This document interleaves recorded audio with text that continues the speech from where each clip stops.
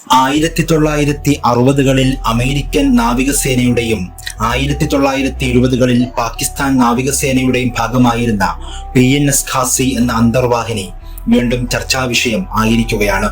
1971 India Pak യുദ്ധത്തിനിടെ Visakhapatnam തീരത്തിന് സമീപം അതീവ ദുരൂഹ സാഹചര്യത്തിൽ മുങ്ങിപ്പോയ PNS ഖാസിയുടെ അവശിഷ്ടങ്ങൾ ഇന്ത്യൻ നാവികസേനയുടെ സബ്മർജൻസ് റെസ്ക്യൂ വെഹിക്കിൾ അഥവാ DSRV കണ്ടെത്തിയതോടെയാണ് പതിറ്റാണ്ടുകൾക്ക് മുൻപുള്ള ചർച്ചാ വിഷയം വീണ്ടും സജീവമായത്. പാകിസ്ഥാൻ നാവികസേനയുടെ ചരിത്രത്തിലെ ആദ്യത്തെ ആക്രമണ മുങ്ങിക്കപ്പലാണ് PNS Khasi.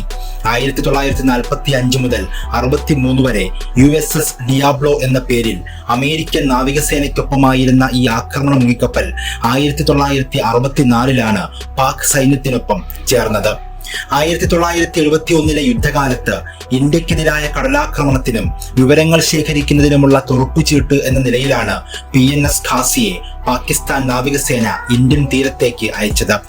1971 November 14 commander Zafar Muhammad ഖാന്റെ നേതൃത്വത്തിൽ 93 സേനാംഗങ്ങളുമായാണ് PNS ഖാസി ഇന്ത്യയിലേക്ക് യാത്ര തിരിച്ചത്. ഇന്ത്യൻ ഉപദ്വീപിന് ചുറ്റും 4800 കിലോമീറ്റർ സഞ്ചരിച്ച് ഒടുവിൽ വിശാഖപട്ടണം തീരത്ത് എത്തി.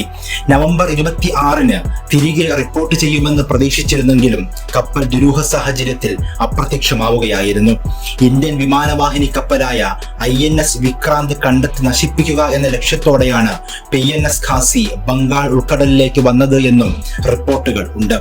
ഇന്ത്യൻ നാവികസേനയുടെ INS വിക്രാന്ത് അതല്ലെങ്കിൽ INS ലച്ചപ്പുത്ത് എന്നീ യുദ്ധക്കപ്പലുകളിൽ ഒന്നാണ് ഈ അന്തർവാഹിനി മുക്കിയതെന്ന് പ്രതിരോധ മേഖലയുമായി ബന്ധപ്പെട്ട റിപ്പോർട്ടുകൾ പറയുന്നു.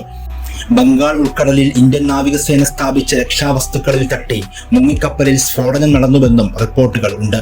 ഏതായാലും അവശിഷ്ടങ്ങൾ കണ്ടെത്തിയതോടെ മുങ്ങിക്കപ്പൽ അപ്രത്യക്ഷമായത് സംബന്ധിച്ച ആശയക്കുഴപ്പത്തിന് വിരാമമായിട്ടുണ്ട്. ഇന്ത്യൻ തീരത്ത് നിന്ന് ഏകദേശം 2.5 കിലോമീറ്ററോളം അകലെ 100 മീറ്റർ താഴ്ചയിലാണ് അവശിഷ്ടങ്ങൾ കണ്ടെത്തിയത്.